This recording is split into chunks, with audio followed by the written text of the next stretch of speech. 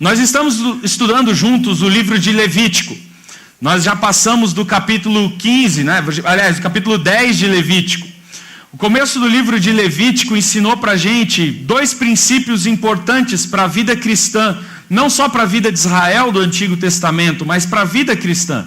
O primeiro princípio de Levítico que nós aprendemos são esses aí, que os sacrifícios tornam os homens aceitáveis a Deus.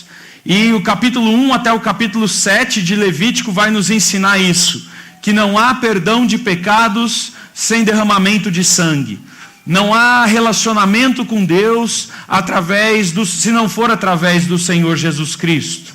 E nós aprendemos que aqui um mito que é ensinado na cultura popular cai por terra, de que todos nós somos filhos de Deus. Isso não é verdade.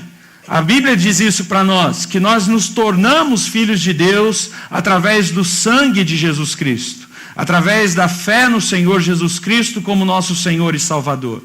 E que não há meios de ter um relacionamento verdadeiro com Deus, senão por meio do sacrifício de Cristo. E nós passamos 3 semanas estudando esses textos do capítulo 1 ao 7, falando sobre os sacrifícios que Jesus exigia no Antigo Testamento e como esses sacrifícios se revelam no Novo Testamento e como nós devemos nos aproximar de Deus de maneira sincera, de maneira verdadeira, com toda a liberdade por meio de Jesus Cristo.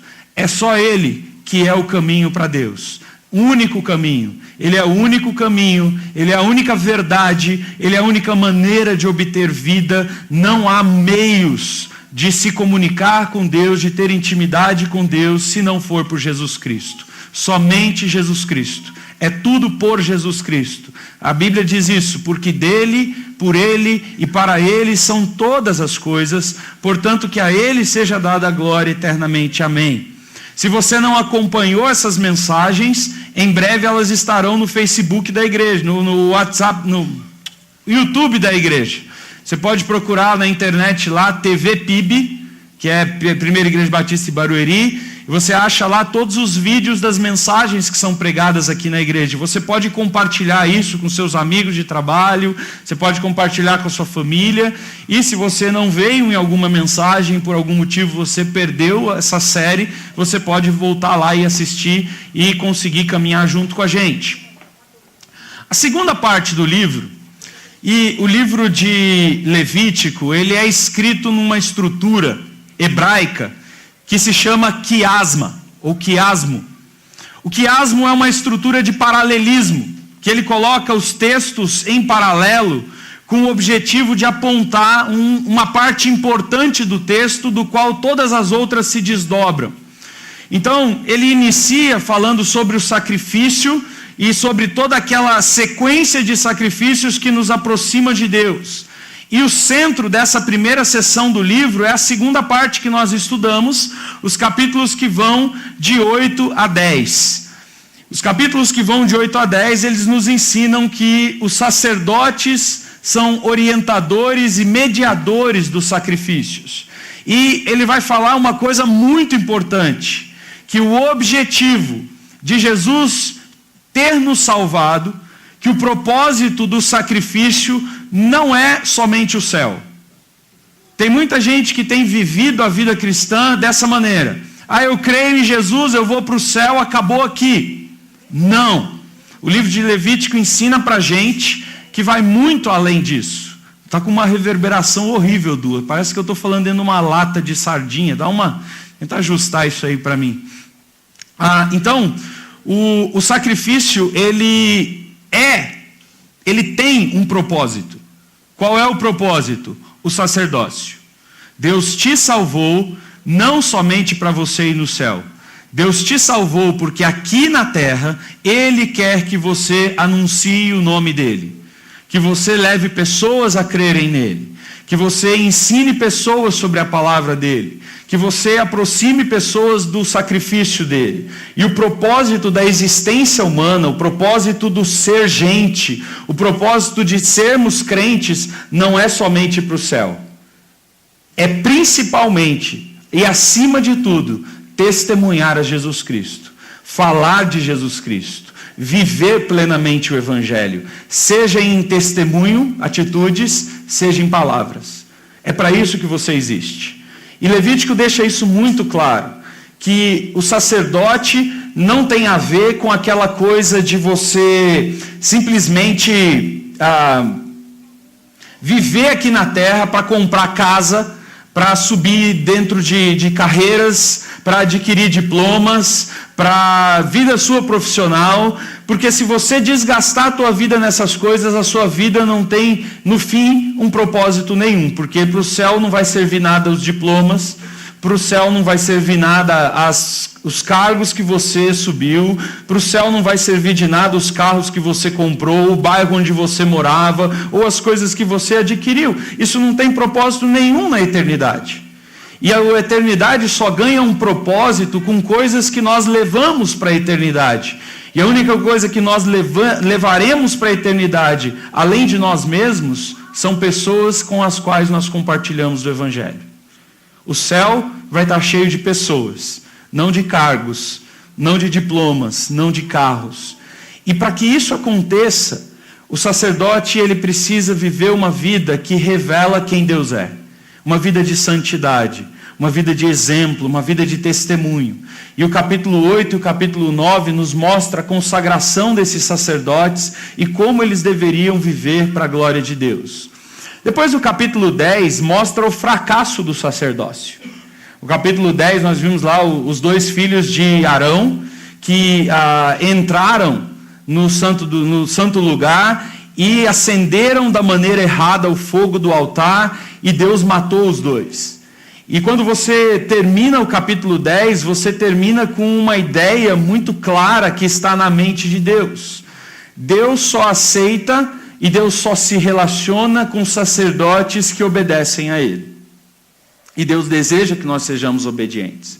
E esse capítulo 10, a falha dos dois filhos de Arão, introduzem para a gente, colocam a gente dentro da sessão que nós vamos estudar hoje, que vai de 11 a 15.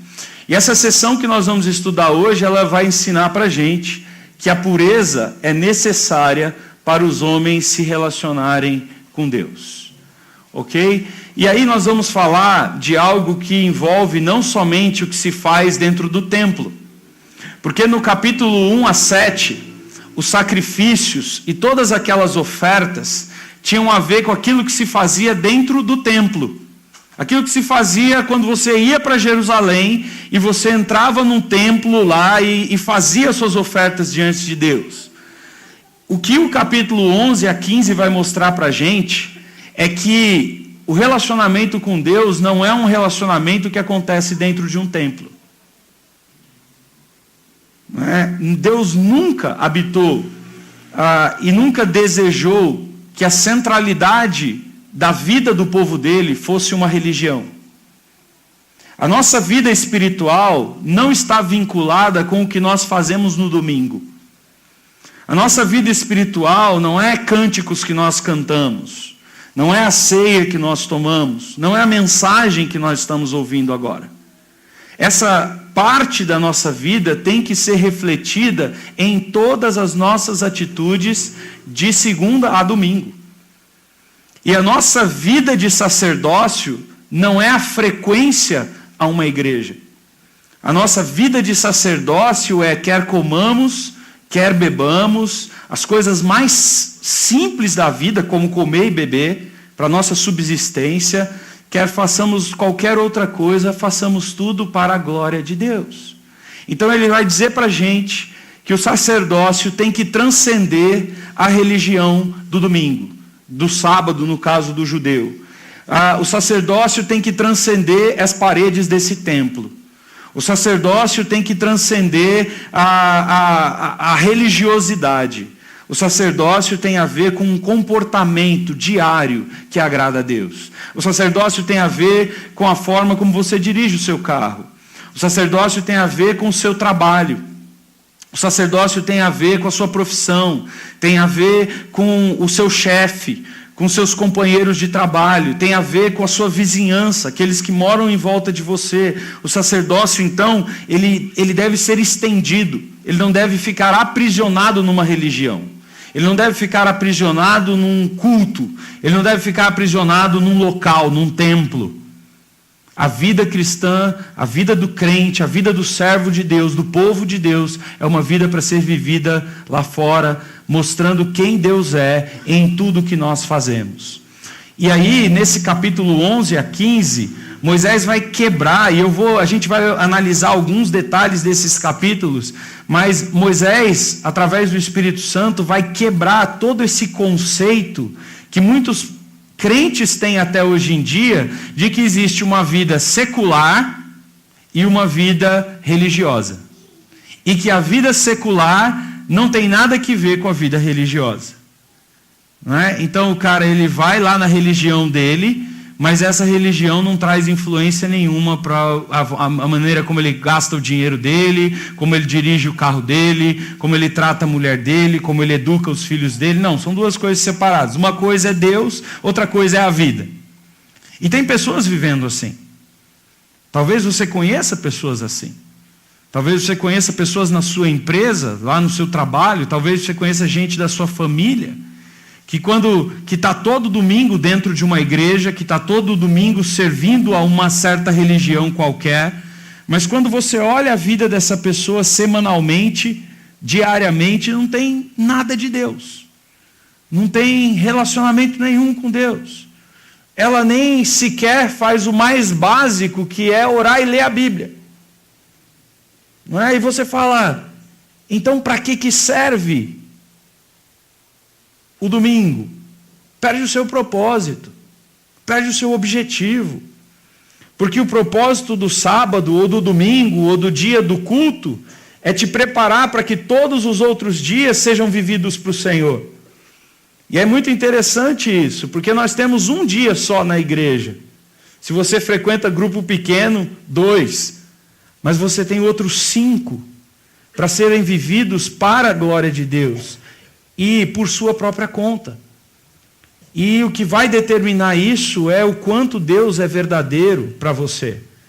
Na verdade, o paralelo é muito interessante do capítulo 11 a 15 e do capítulo 1 a 7, porque ele vai mostrar para a gente que o domingo só faz sentido se de segunda a sábado eu vivi para a glória de Deus.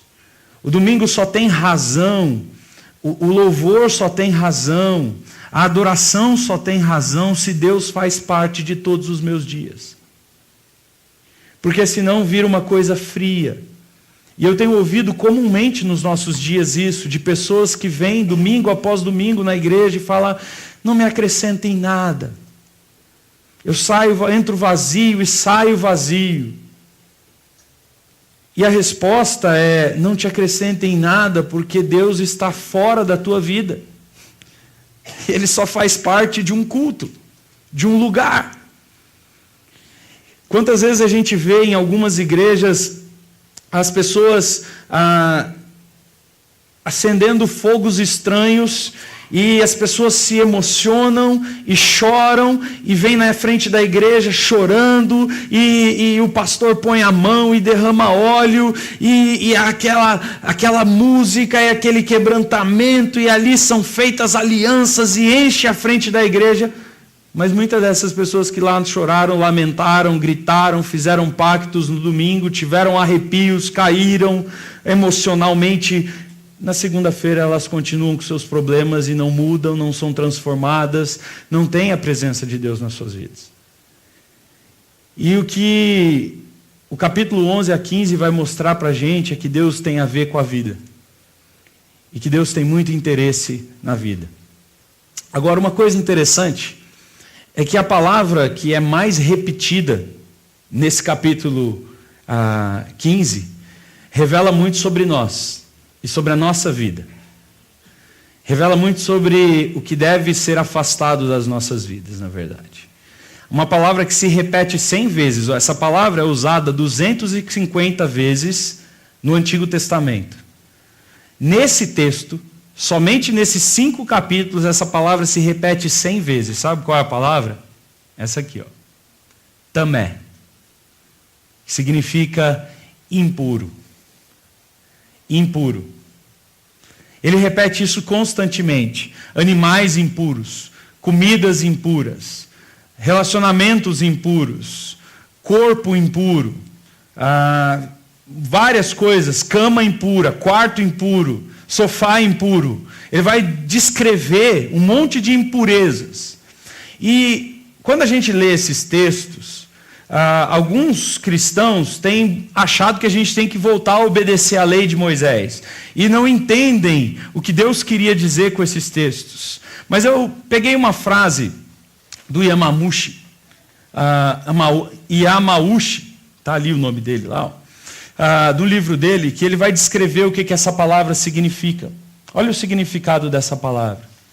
A impureza é basicamente a materialização da rebeldia, ou seja, atitudes que vão contra as ordens de Deus e, consequentemente, contra a sua santidade. A impureza prática é considerada como uma metáfora da impureza moral, ou seja, é a revelação aparente de um coração rebelde. Então, todas as práticas impuras, elas acontecem por causa do coração.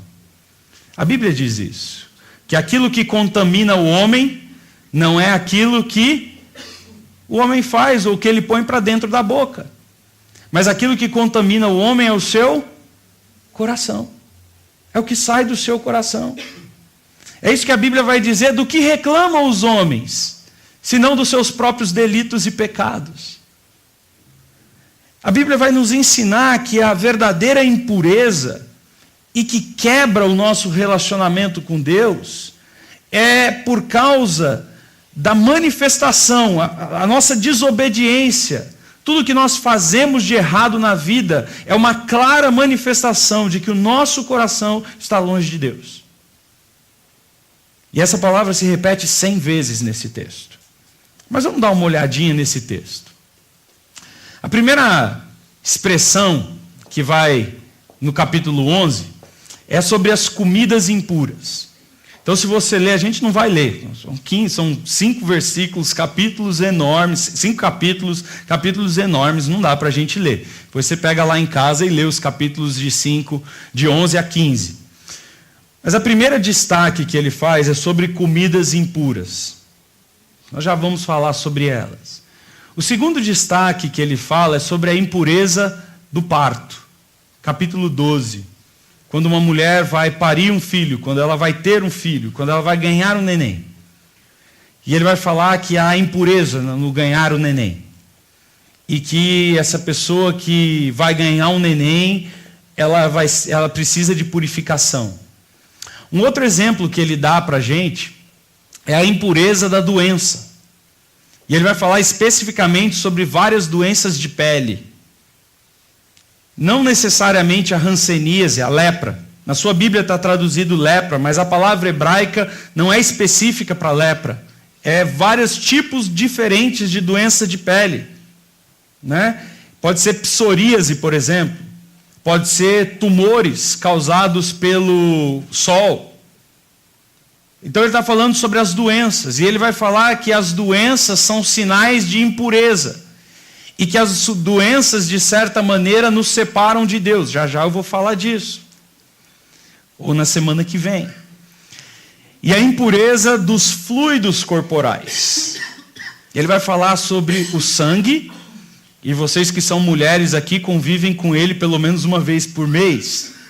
Ele vai falar sobre a menstruação.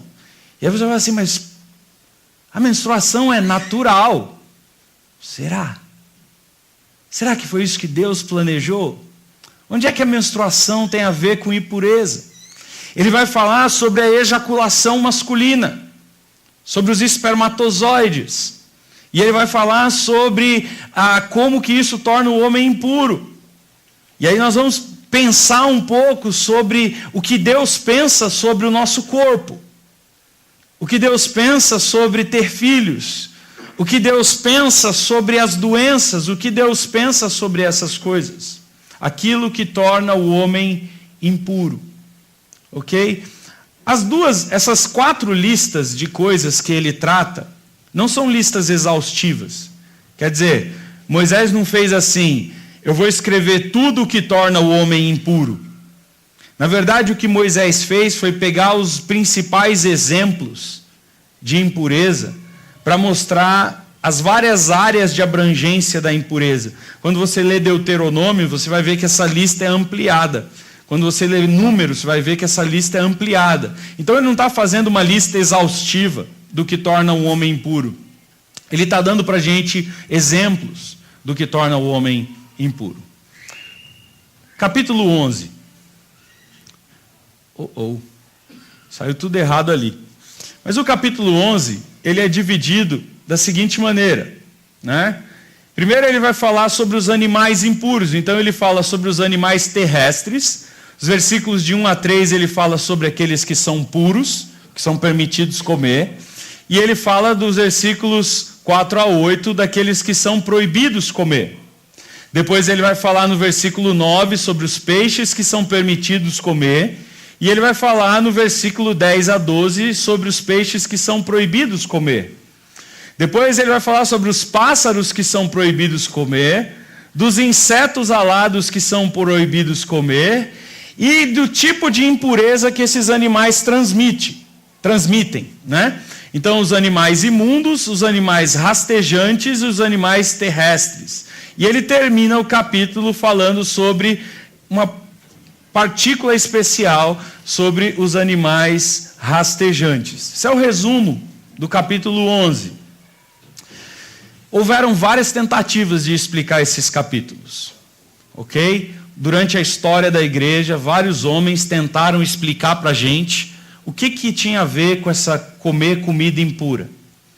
A primeira tentativa foi uma tentativa de dizer que Deus estava tratando com a moralidade que havia por trás das leis da comida impura. Deus estava querendo ensinar que havia uma ética de Deus sobre a comida. Quem fala isso são os judeus, né? E esse judeu, ele escreve assim: as leis sobre a alimentação são morais, pois se abster do consumo de sangue, aplaca a inclinação do homem para a violência, ao incutir-lhe aversão por derramamento de sangue. Então ele vai falar que Deus está querendo ensinar um princípio moral, que o homem não podia sair matando assim, tudo quanto era bicho, de tudo quanto é jeito, porque isso ia tornar o homem sedento por sangue, coisa assim. Mas tem um monte de animal que Deus fala que pode matar. E esse argumento moral nunca colou muito.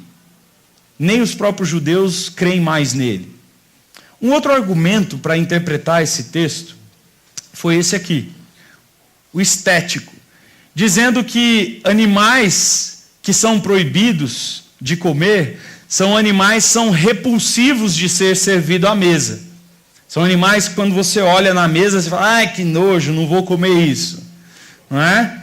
Mas se você já comeu uma buchada, que é de um animal permitido comer, você já vai ver que é meio incoerente esse negócio, porque a buchada é uma delícia, mas é feio para diabo.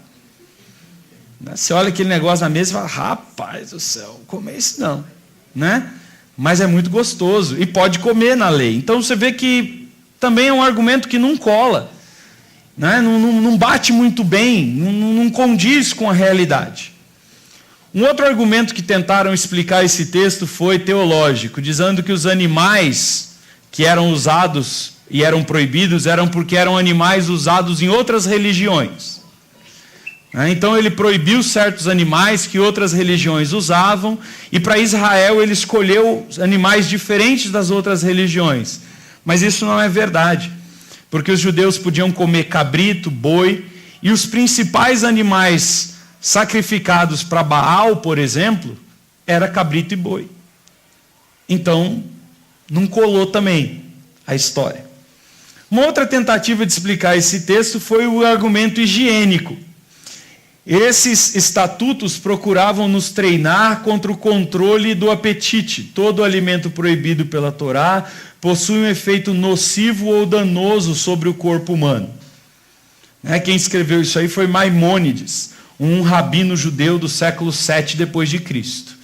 E aí ele falou, tá vendo? É por causa de higiene, porque a carne do porco é contaminada. Só que a ciência evoluiu. E a ciência descobriu, recentemente, que a carne do porco é tão contaminada quanto a da vaca, do cabrito ou de qualquer outro animal que é permitido. E que não tinha nada a ver com higiene. E que esse negócio de carne mais higiênica ou menos higiênica não necessariamente reflete a verdade do texto. A última tentativa foi a tentativa de dizer que era vítima da predação. Agora essa aqui força a barra. Só para você, estou botando tudo isso aí só para você ver o que está sendo dito por aí acerca do capítulo 11.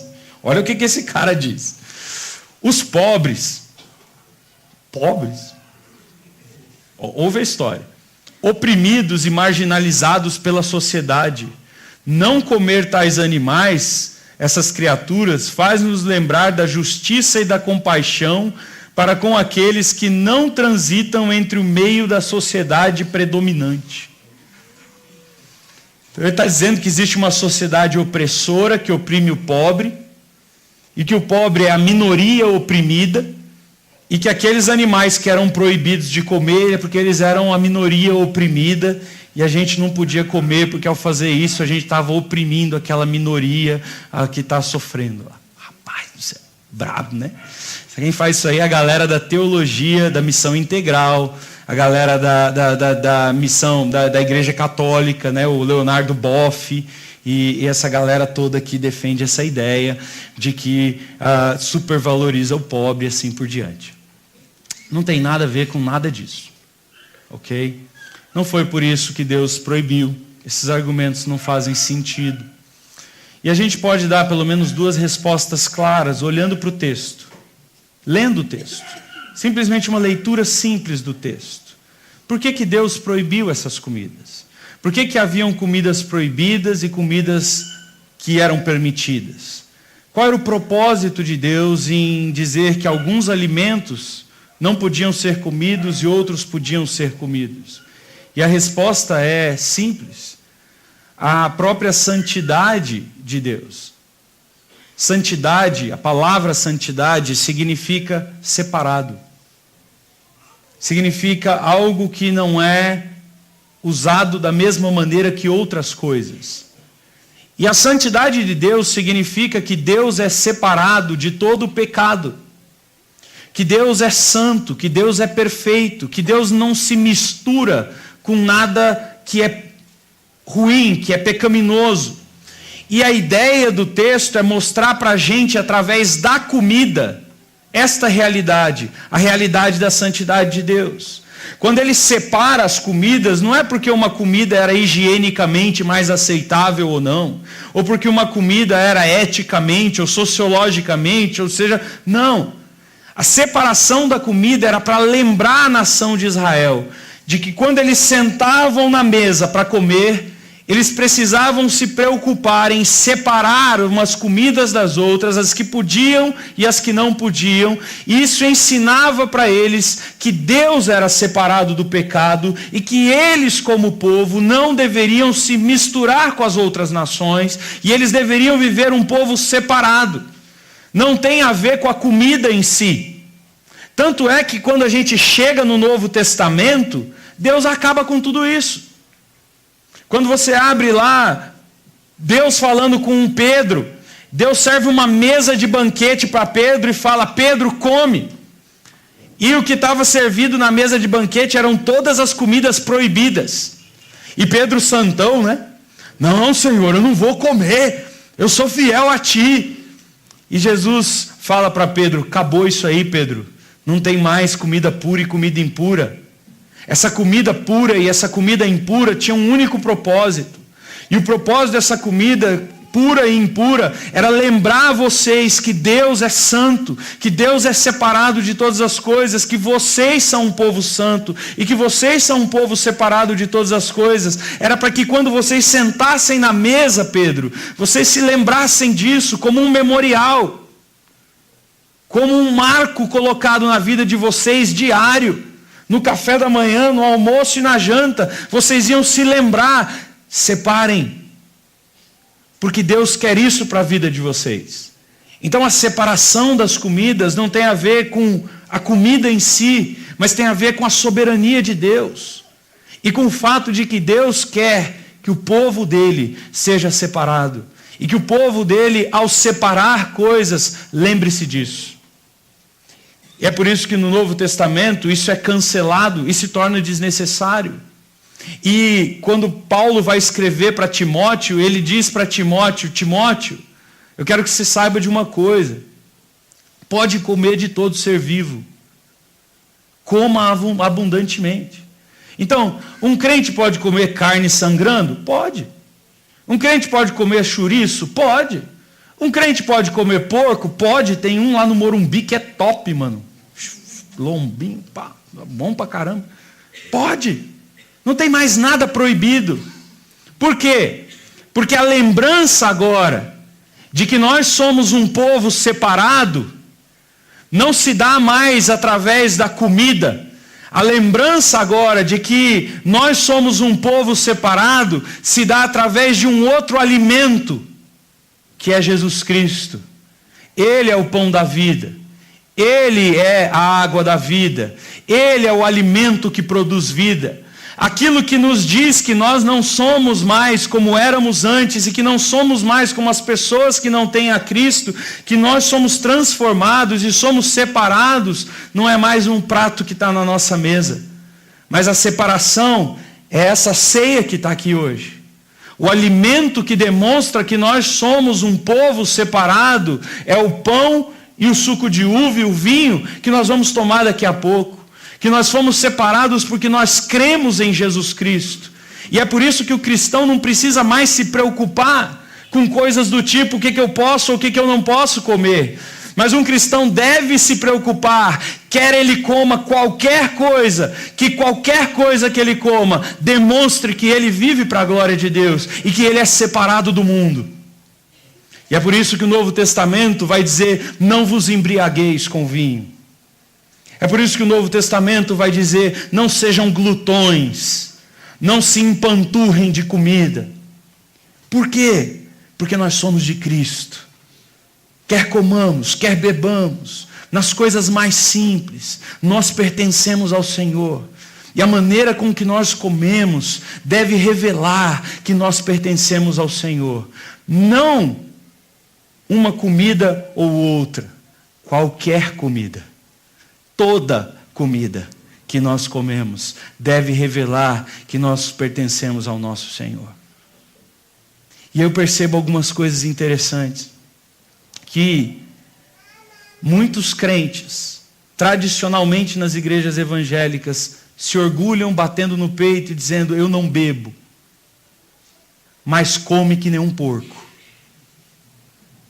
Gordo, obeso, com pressão alta, com diabetes, com um monte de problema de saúde, triglicérides, porque come sem se lembrar de que o seu corpo pertence a Jesus Cristo, e quer você coma qualquer coisa que seja, deve ser para a glória de Jesus. Eu costumo dizer constantemente, eu já vi crentes batendo no peito e dizendo: eu tenho um orgulho na minha vida, que o meu filho nunca viu o pai dele botar uma gota de álcool na boca. Eu digo para essas pessoas: isso não é orgulho nenhum. Isso muitas vezes é covardia. Orgulho você deveria ter do seguinte: como eu tive dentro da minha casa durante quase toda a minha vida, inclusive de um pai que não era crente, de poder dizer assim: eu sempre vi o meu pai tomar uma taça de vinho, um copinho de cerveja, mas eu nunca vi na minha vida inteira o meu pai embriagado nenhuma única vez. Porque isso revela que este homem que toma o copinho de cerveja dele ou a tacinha de vinho, ele é dominado não pelo seu desejo pela bebida, mas ele é dominado pelo Espírito Santo. Ele tem domínio próprio. Você dizer eu não bebo nada não demonstra domínio próprio. Mas você dizer eu bebo, mas nunca me embriago, demonstra que você tem algo muito poderoso dentro de você, que te controla e que te domina. Isso tem a ver com a bebida, isso tem a ver com a comida também. Então nós deveríamos combater, para mostrar que somos de Jesus, dentro da igreja, a glutonaria também. A glutonaria. A obesidade. Aquelas pessoas que comem. Nós deveríamos lutar contra isso. Nós deveríamos, dentro da comunidade cristã, discipular pessoas, criar grupos de autoajuda, criar situações em que pessoas são discipuladas para dominar a sua vida. Seja na comida, seja na bebida. Para ter controle de si mesmo. Um controle que vem do Espírito Santo. Um controle que vem de Jesus Cristo, do vínculo que ele tem com Cristo. O problema, meus queridos, não está na comida. O problema está na impureza dos nossos corações. Toda comida é santa. Toda comida é pura. Toda comida pode ser comida e bebida. O problema é como os nossos corações revelam o quanto nós amamos a Jesus quando nós comemos. O quanto nós somos separados do mundo. O quanto nós somos separados para Deus. E o Novo Testamento vai jogar um conceito muito mais elevado do que o Antigo. Porque o Antigo dizia assim, tem comida que pode e tem comida que não pode. E quando você come o que pode, você glorifica a Deus. E quando você evita o que não pode, você glorifica a Deus. O Novo Testamento diz, você pode comer do que você quiser. De tudo. Mas lembre-se, todas as coisas você tem que glorificar a Deus. Em cada grãozinho de arroz que você bota na sua boca. Em cada golinho de água. Em cada coisa. O importante é Deus é santo. Deus é puro. Deus é separado. E nós somos dele. E por isso somos santos. E por isso somos puros. E por isso nos lembramos dele. Não mais separando os alimentos santos ou não santos, mas exaltando a ele. Com todos os alimentos. Uma outra coisa que essa comida também nos apontava, é que o homem deveria lembrar que aquelas comidas que eram santas, eram o banquete de Deus. Se você olhar os sacrifícios do capítulo 1 a 7, você vai ver que todas as comidas que eram puras comer, são comidas usadas no sacrifício. E todas as comidas que não eram puras de comer, não eram usadas para sacrifício. E isso tem a ver com muito aquela coisa que nós falamos do capítulo 1 a 7, sobre o convite para sentarmos na mesa do Senhor, para participarmos do banquete de Deus. E eu acho muito interessante porque é engraçado, né? O primeiro milagre de Jesus foi vinho, né? O primeiro milagre de Jesus foi vinho, né? Na ceia do Senhor era servido vinho. E o grande pecado que tinha na igreja de Corinto era que as pessoas ricas da igreja chegavam mais cedo para não dividir a comida com os pobres e comiam, e até ficavam bêbadas. Então, em Corinto, quando ele fala lá, não tomem a ceia do Senhor indignamente, ele está falando disso, porque lá em Corinto não tinha, como nós temos hoje, essa merrequinha aqui, né? Daqui a pouco você vai receber lá um pedacinho de pão desse tamanho, uns copinhos de uva desse tamanho, né? A ceia do Senhor não era assim na igreja primitiva. Na igreja primitiva, as pessoas faziam um grande junta-panela. Todo mundo levava a comida para a igreja, fazia um grande banquete, e num dado momento do banquete, não é? Era partido o pão, tomado o vinho, e ali havia a confraternização dos irmãos. Mas olha o que estava acontecendo na igreja de Corinto. Os ricos não queriam dividir com os pobres. Então eles chegavam primeiro, comiam rápido, se empanturravam, ficavam bebão dentro da igreja, para não dividir comida com o pobre. E ao mesmo tempo, Paulo faz uma outra acusação, mas para os pobres de Corinto. Que os pobres da igreja de Corinto não trabalhavam, porque eles tinham um pensamento seguinte: vou trabalhar nada, vou ficar trabalhando, me desgastando aí, vou lá na igreja e como de graça na conta dos ricos. Não é? Então os pobres, eles também se aproveitavam dos ricos. E aí é por isso que Paulo vai dizer, meu amigo, quem não trabalha, não coma. Quer dizer, se você não está batalhando para botar pão na sua própria mesa, você não vai se abusar dos outros. E o grande problema é que aqueles irmãos estavam indo para a igreja para participar da ceia do Senhor, mas cada um pensando no seu próprio umbigo, no seu próprio interesse. Ninguém ligava para ninguém. Ninguém se importava com ninguém. Ninguém estava nem aí para o outro. E a frequência na igreja era uma frequência que tinha, eu vou lá buscar a minha comunhão com Deus e os outros que se danem. Eu não tenho nada a ver com isso. E aí Paulo diz, por isso, porque vocês estão comendo a ceia do Senhor assim, muitos estão morrendo e outros tantos estão doentes. E Deus estava jogando um duro peso naquela comunidade, porque ninguém estava interessado em ajudar o próximo. E aí quando a gente participa do banquete do Senhor dessa forma, não importa, meu amigo, se está servindo uma comida pura ou impura. O que importa é que se você participa do banquete do Senhor, o Senhor tem que ser o centro desse banquete e não o seu coração. E não os seus próprios interesses.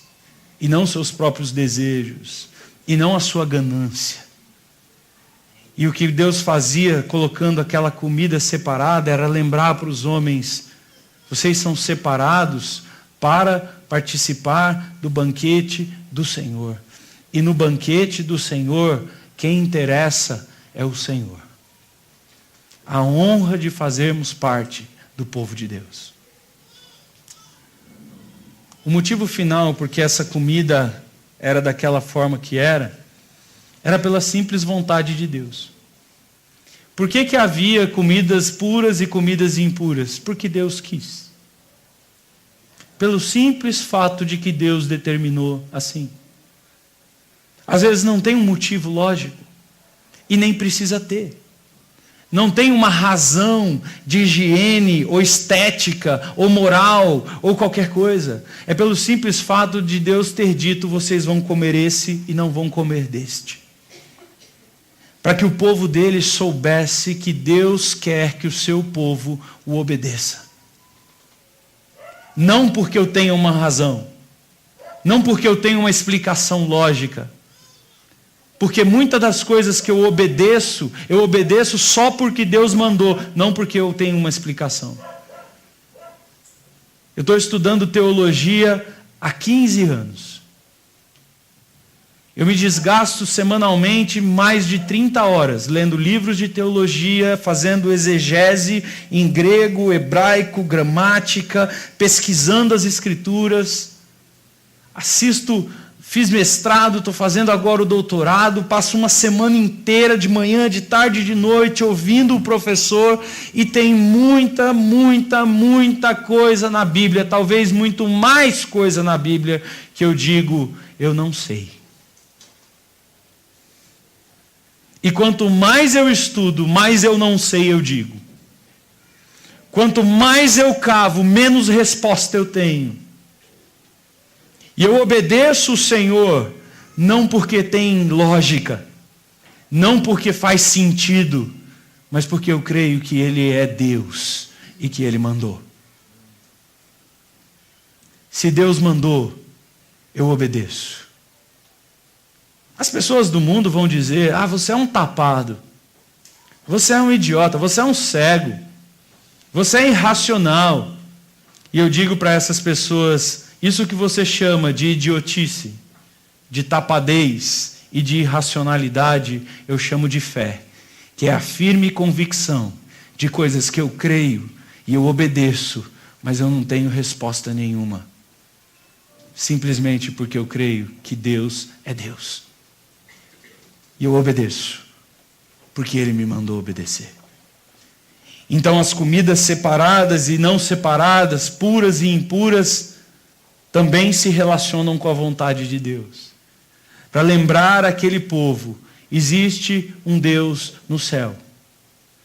E Deus não está lá no céu, distante, afastado, e não se interessa com as coisas da sua vida. Não, esse Deus está presente para aquele povo de maneira específica. Todas as vezes que vocês sentam na mesa, Deus tem uma vontade para o que você come no seu prato. E isso tem a ver conosco, porque isso não mudou. Deus continua tendo uma vontade para o que você põe no seu prato. Deus continua tendo uma vontade para a forma como você come. Deus continua tendo uma vontade revelada e específica para cada área da sua vida. Não existe uma área da vida humana que Deus não diga, eu quero que você faça assim, eu não quero que você faça assim. Deus se interessa pelas coisas cotidianas, pelas coisas simples. Deus se interessa pela vida. Porque nós não podemos crer num Deus que é simplesmente transcendente lá no céu, mas nós cremos num Deus que é imanente, que é presente, que faz parte da rotina diária, que faz parte do café da manhã, que faz parte do cocô no banheiro, que faz parte do banho, que faz parte da troca de roupa, um Deus que faz parte do meu vocabulário, dos meus pensamentos, de como eu converso com as pessoas, de quais são os meus interesses e quais são as minhas conversas. Deus tem interesse na vida particular do seu povo. Não existe nenhuma área da vida que Deus não queira estar presente. E o fato de ter comida separada e não separada é Deus dizendo isso para a gente. Eu me interesso com a sua vida. Eu não me interesso por você somente lá no domingo, quando você vai oferecer o seu sacrifício. Eu me interesso pela tua segunda-feira. Eu me interesso. Eu estou presente, eu sou parte, e eu quero que você me faça parte disso. E as leis quanto aos alimentos tinham esse propósito. Lembrar na coisa mais simples, que é comer. O Senhor é parte disso. O Senhor, nosso Deus, Ele é parte da nossa vida. De tudo que fazemos. Uma vez eu ouvi uma piada, mas que eu guardo essa piada para sempre. Diz que um pastor estava num restaurante comendo, ele sentou para comer, fez o prato dele, sentou do lado de um outro homem, e ele começou a orar. Deus, muito obrigado por esse alimento e tal, e ele abaixou a cabeça e fez a oração dele. Aí o homem virou para ele e disse assim, você é desses que fica então orando antes de comer? Eu não faço isso. Baita de uma besteira. Eu sento e vou comendo. Aí disse que esse cristão que estava do lado olhou para ele e falou, é igual meu cachorro, ele também é igual você. Senta e vai comendo. E tem muita gente que vive que nem bicho. Tem muita gente que senta e vai comendo. Tem muita gente que vive só fazendo, mas não para pensar no que Deus quer sobre o que Ele está fazendo. Não para lembrar que aquele prato está na mesa porque o Senhor proveu, porque o Senhor cuidou. Não para dar graças ao Senhor pelas mínimas coisas. Não faz o Senhor parte da sua vida. Então essas leis sobre os alimentos tinham a ver com dar graças ao Senhor, com agradecer ao Senhor, com lembrar que o Senhor era parte de tudo aquilo. Ok, eu vou tentar aqui terminar falando sobre a saúde da família. O Senhor se interessa pela saúde da família, pelo parto. A mulher vai ter filho, né? E ela vai ali, o texto vai ser separado de várias maneiras. Vamos dar uma olhada nesse texto, capítulo 12.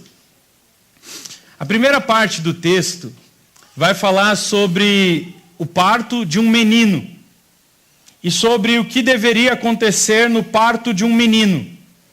Então o capítulo 12 vai falar que durante uma semana a mulher era impura. Não é? Ela pariu o neném, ela deveria sair para fora do acampamento da onde vive o povo de Israel. Você lembra que Deus também colocou o povo disposto de uma forma específica, mas ela deveria sair fora do acampamento e ficar uma semana depois de ter o neném, separada de toda a comunidade, se ela tivesse um menino. Quando fosse o 8º dia de nascido do menino, ela devia trazer o menino dentro do tabernáculo para que o menino fosse circuncidado, para que fosse feita a aliança dele com Deus. É interessante que hoje em dia a medicina já descobriu que o 8º dia do bebê nascido é quando a imunidade da criança atinge o pico mais alto e a cicatrização é muito mais rápida. Então a gente fez no nosso filho a circuncisão, não por motivos religiosos, mas por motivos de saúde, ao 8º dia, e foi um rabino, fez lá na sala da minha casa, no quarto, lá no meu quarto, segurei no ar, o rabino veio, fez tchu, tirou a pelinha, né? E o menino foi circuncidado ali, nem chorou. Ele fez assim, pronto. Só isso. Não sangrou, quase nada, o sangue mínimo, e 2 dias depois, você olhava o pipizinho do moleque, parecia que tinha nascido daquele jeito, plenamente cicatrizado. A medicina descobriu que Deus sabe fazer as coisas direito. Mas vamos voltar para lá, né? A circuncisão era feita, e depois a mulher então tinha que se afastar do acampamento durante 30 dias. E ela tinha que ficar fora da comunidade de Israel durante 30 dias. Não é? O que a gente chama aí de resguardo, né? Esse tempo que a mulher fica depois do parto, assim por diante. Só que as coisas funcionavam diferente para as meninas. Aí quando você fala isso, as feministas tremem na tumba. Tá vendo? Aí, faz diferença. Esse Deus de vocês, cristãos, é um Deus machista, sexista. E é verdade, né? Porque Deus fazia diferença. Olha lá, a menina não era separada da família, do acampamento de Israel por 48 dias, mas por 96 dias. Num parto de uma menina, o que era a ênfase, né? Por que esses 96 dias? E é fácil de entender isso. O motivo de entender por que 96 dias é: como o pecado entrou no mundo? Como que o pecado entrou no mundo? Por meio do quê? De comer. Certo? Foi comer. O pecado entrou no mundo por causa de comer. Correto? Qual é a primeira lei que ele coloca como exemplo? Como você come. Qual é a segunda lei? Qual foi a primeira consequência de Deus, a primeira ação de Deus de punir o pecado no mundo? Para quem foi?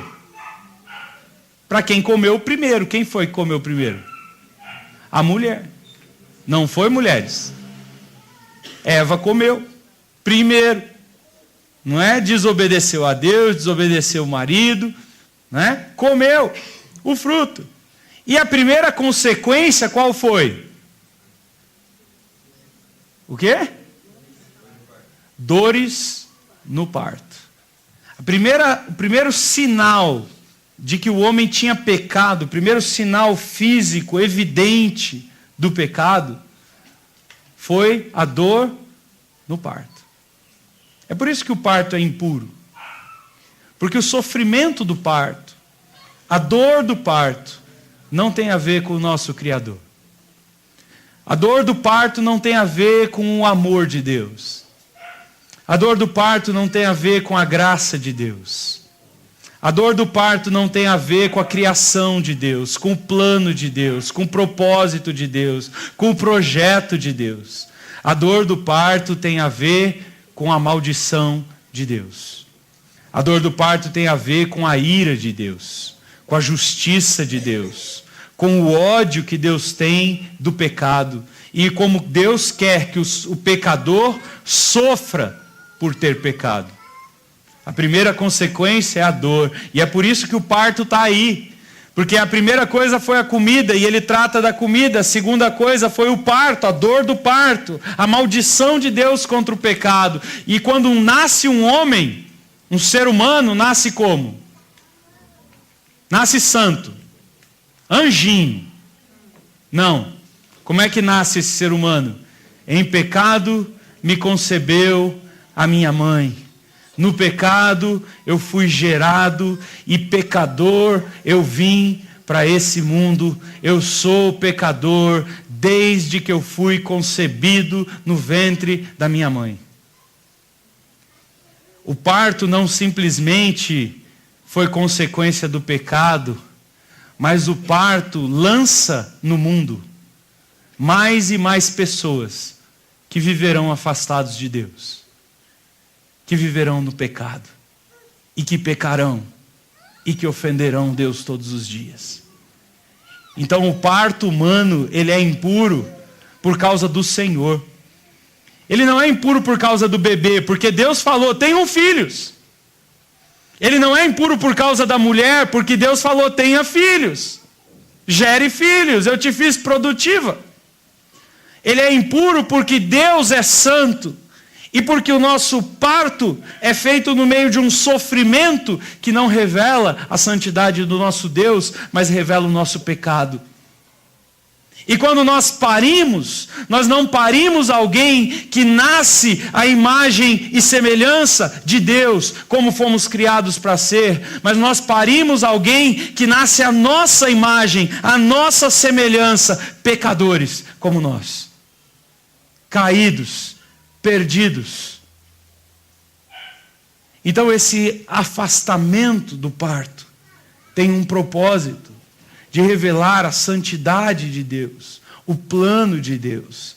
Todo neném que nascia em Israel, toda vez que a mãe rompia a bolsa e ela dizia para o marido, vamos para fora do acampamento porque o neném vai nascer, isso era uma mensagem para a nação de Israel. O que vem agora, essa dor, esse sofrimento e esse menino que vem ao mundo, pecador, são separados do Senhor, porque o Senhor não planejou isso. Deus é santo. Deus é santo. Tem a ver com a glória de Deus. E é muito interessante a separação, porque quando nós olhamos o texto de Gênesis, que ele fala sobre o nascimento de filhos, ele também faz uma promessa. Ele faz uma promessa dizendo o seguinte: Eva, porque você pecou, você vai sofrer. Satanás vai ter guerra com todos os seus filhos. Todo filho de Eva que nascer vai ter um inimigo desde o dia em que ele nascer. Todo filho de Eva nascido na terra tem alguém que desde o primeiro dia de vida dele quer matá-lo, roubá-lo e destruí-lo. Todo filho de Eva tem Satanás como inimigo. E vai ser atacado por ele. E vai ser massacrado por ele. E vai ser perseguido por ele. Mas Deus também faz uma promessa para Eva. E Deus diz para Eva, Eva, um dia você vai ter um menino, um homem. E quando esse homem nascer, quando esse menino nascer, ele vai pisar a cabeça da serpente. E o que ficou no coração de Eva, e o que ficou no coração de toda mulher de Israel, era que todas as vezes que nascia um menino, ela tinha um sentimento explodindo dentro do coração. Será que é ele? Quando nasce Caim, o primeiro filho de Eva, ela fala isso, com dores, Deus me deu um filho homem. E a esperança do nascimento de todo filho homem durante todo o Antigo Testamento é, será que é ele? Será que é o menino que Deus prometeu? Será que é o Filho de Deus, aquele que vai tirar o pecado do mundo e acabar com a obra da serpente? Isso fazia parte de todo o nascimento. É por isso que a distinção entre homem e mulher não é uma distinção de valor, de quem é melhor ou de quem é pior, de quem é mais importante ou de quem é menos importante. Mas é uma distinção de propósito. Eva, eu criei você para você parir o Filho de Deus. Você pecou. E você vai gerar filhas que vão parir filhos pecadores. E eu estou fazendo uma separação de como nascem os meninos e como nascem as meninas. E os meninos têm uma certa proeminência de menos tempo de resguardo. Não por uma coisa de simplesmente valor de quem é melhor ou pior, mas por proteção. Sabe por quê? Porque só é judeu quem nasce de uma mãe judia. A promessa não era somente do espermatozoide de Abraão, porque o filho da promessa nasceu do ventre de Sara. Abraão teve um filho com Agar, Ismael, e Deus disse: esse eu não aceito, porque o filho da promessa tem que vir de Sara. Então a mulher era separada por mais tempo, porque toda mulher que nascia poderia ser a potencial mãe do Filho de Deus. É muito interessante porque a centralidade desse texto está em Cristo Jesus. O tempo de purificação da mulher também nos lembra uma coisa. E aqui eu vou para a aplicação desse texto e a parte final. Quando nós parimos filhos, nós somos tomados da maior alegria da vida. Quando meu filho nasceu, não consigo comparar nenhum sentimento mais alegre na minha vida do que aquele momento que o médico me trouxe aquele menininho no colo. Mas o texto da Bíblia está nos lembrando também que quando aquele médico nos entrega um menino, ele está nos entregando alguém que é pecador. Alguém que nasceu separado de Deus, alguém que praticará o pecado e que é afastado do Senhor. E eu tenho que olhar para aquele pequeno bebezinho e, ao invés de idolatrá-lo, como muitos pais estão fazendo, super protegê-lo, como muitos pais estão fazendo, eu tenho que dedicar a minha vida em cada segundo para fazer aquele menino retornar para o seu Senhor. É por isso que no Novo Testamento, quando Paulo escreve para as mulheres, ele diz assim: mulheres, quando vocês tiverem filhos, vocês serão salvas, quando esses filhos forem crentes, de bom testemunho e andarem no caminho do Senhor. Não salvas na eternidade. Ele não está falando da salvação eterna. Ele está falando da vergonha de Eva. Uma mulher comeu o primeiro fruto. E quando ela comeu o primeiro fruto, ela passou a ser geradora de filhos amaldiçoados, que nascem no pecado. Mas uma mulher cristã que pare um filho, e ela dedica a sua vida para fazer aquele filho ser um homem de Deus, uma mulher de Deus. E ela ora, e ela ensina, e ela fala da palavra, e ela se dedica, e aquele filho se torna um crente. O que ela está fazendo? Ela está desfazendo a obra de Eva. E ela está devolvendo o ser humano à sua condição que Deus sempre planejou. Então, quando nós pegamos os nossos filhinhos no colo, nós temos que nos lembrar disso. E Deus criou leis sobre o parto para lembrar a nação de Israel disso. Nós não parimos anjinhos. E por isso, nós temos que desgastar cada segundo da nossa vida para que esse menino conheça Jesus Cristo como o único Salvador. Eu costumo dizer que a maior vergonha para um pai cristão é o seu filho não se converter dentro de casa. É o seu filho se converter num culto com um pastor, com uma outra pessoa, e não com os seus pais. ouvindo o Evangelho todos os dias. Isso também ensina para a gente que a responsabilidade dessa criança, esse isolamento, esse afastamento, é nosso. Nós somos os responsáveis por ele, por testemunhar a ele primeiro do que toda a nação. Antes de que ele conviva com o povo de Israel, ele vai ficar 30 dias com o papai e com a mamãe, 90 dias com o papai e com a mamãe, para que ele aprenda do papai e da mamãe Senhor Jesus Cristo. Quando o médico me entregou meu filho no colo, eu fiquei pensando, qual é a primeira palavra que eu quero que o meu filho ouça fora da barriga? Para muitos pais é: o papai te ama. Mas eu não disse isso. Quando o médico trouxe o meu filho, e a Manu foi do mesmo jeito, eu peguei ele no colo, eu trouxe a cabecinha dele bem perto. Eu disse para ele: Jesus Nazareno é tudo o que eu tenho para te dar.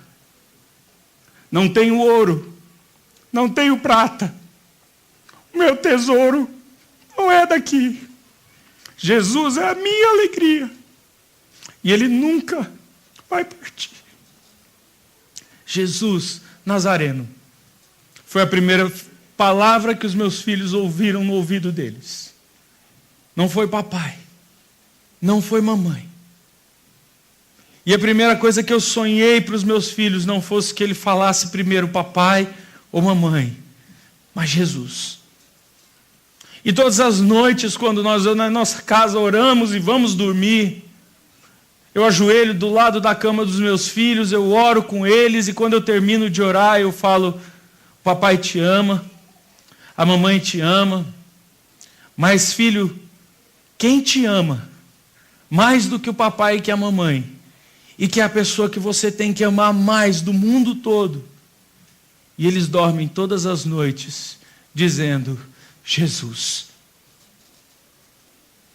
Esse texto nos lembra que quando nós parimos filhos, nós precisamos lembrar que eles precisam ser purificados para Jesus. E para que isso nós também sejamos exemplo disso. E somente depois eles voltavam para dentro da comunidade de Israel, porque isso também nos lembra que eles precisam estar dentro da comunidade dos santos. Eles precisam fazer parte da igreja de Deus, do povo de Deus. Eu vejo muitos pais nos nossos dias preocupados com a educação dos filhos. Escola de inglês, escola disso, escola daquilo, escola particular. Eu vejo pais se desgastando em 2, 3 empregos para pagar a melhor escola. E forçando e falando todos os dias: você tem que estudar, você tem que estudar, você tem que estudar, você tem que ser alguém na vida, você tem que estudar. Mas eu vejo poucos pais dedicando a trazer os filhos na escola dominical. Eu vejo poucos pais dedicando ao culto doméstico, a orar em casa, a ler a Bíblia em casa, a adorar a Deus em casa, a colocar Jesus como centro das conversas de casa. Tem pais que o filho não falta 1 ano na escola, mas todos os meses falta várias escolas dominicais, porque não é importante. Esse texto nos lembra que nós devemos colocar os nossos filhos na comunidade dos santos, inseri-los na comunidade dos santos, fazê-los amar a igreja, fazê-los adorar estar com o povo de Deus. Essa semana meu filho fez aniversário, e eu falei para ele: você tem 3 escolhas: uma festa, um presente ou outra coisa que você quiser. Ele falou: eu quero estar junto com os meus amiguinhos da igreja. E a gente fez uma noite do pijama com 15, quase 18, sei lá quantos tinha moleque lá em casa. Não é? Porque o maior prazer dos meus filhos é estar com a igreja de Jesus. O domingo que a gente sai de férias e a gente fala assim: não, a gente não vai na igreja hoje. Eles choram copiosamente. Porque eles amam estar com o povo de Deus, com a igreja de Deus. E esse tempo lembrava para aqueles pais que eles tinham seus filhos fora do acampamento, eles tinham que se dedicar àqueles filhos como prioridade da sua vida, mas logo na sequência eles deveriam adentrar o acampamento dos santos e ensinar aqueles filhos a viverem como santos no meio do povo de Deus, um povo santo. Então as leis sobre o parto nos lembram sobre nosso Deus e nos lembram que a bênção de ter um filho é também colocar um pecador no mundo. E nos lembra sobre a nossa responsabilidade de levá-lo até Jesus Cristo. Também nos lembram sobre a dependência que nós temos de Deus na educação desses filhos. Nós não conseguiremos fazer sozinhos, porque nós também somos pecadores.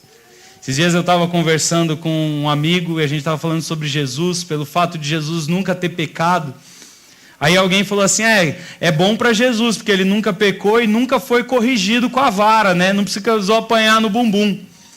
E aí eu falei assim, não necessariamente, Jesus não pecou, mas Maria pode ter pecado. E pode ter corrigido ele injustamente, alguma vez ou outra.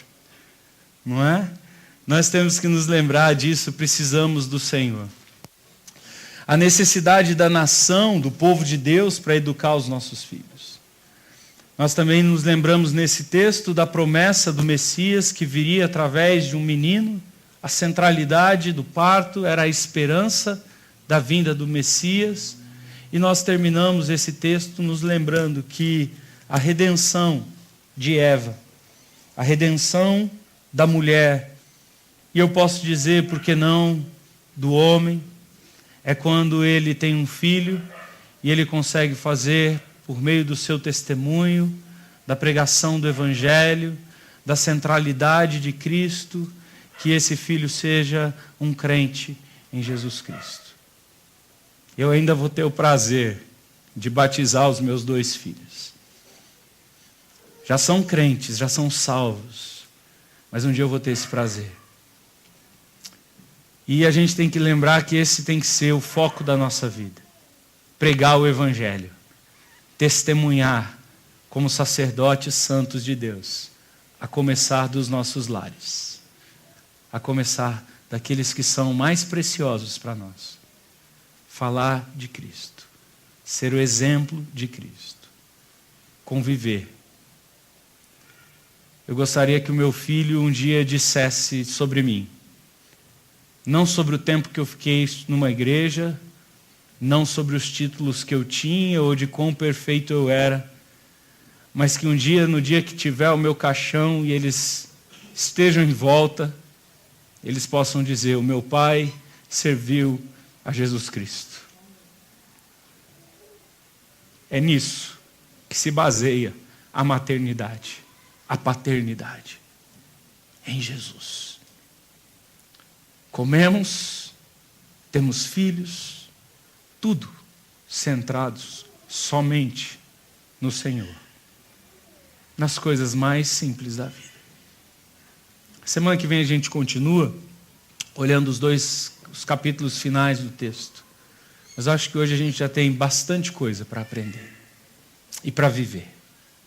Eu quero que você feche seus olhos, abaixe sua cabeça, e se você se encontra perdido, seja na comida, seja na criação de filhos, que você possa correr para o capítulo 1 a 7, e que você possa confessar agora os seus pecados e pedir perdão, e que você possa se arrepender deles, e clamar a presença de Jesus Cristo na sua vida. Talvez para alguns, Jesus tem sido só a religião do domingo. Mas esse texto nos desafia a que ele seja a presença cotidiana. Faça um compromisso com ele, de fazê-lo parte da sua vida, diariamente, em tudo que você faz. Nós vamos participar agora da ceia do Senhor, vamos comer esse memorial. lembrando de quem é o nosso Senhor. Pai do céu, Senhor querido, obrigado por tua palavra. Obrigado por textos tão preciosos e ricos. Obrigado por conhecê-los tão profundamente. Mas me ajuda, Senhor, e ajuda os meus irmãos a vivermos na prática esta realidade. Ajuda-nos, ó Deus, a praticarmos a tua palavra e não sermos somente ouvintes. Quebranta os nossos corações. Nos traz para ti. Perdoa, Senhor, os nossos pecados, que são muitos. Perdoa as nossas falhas, ó Deus, mas não permite que continuemos com elas. Que possamos ser transformados, que possamos ser mudados pelo teu Espírito. É o que eu oro por mim e pelos meus irmãos, no nome do Senhor Jesus. Amém?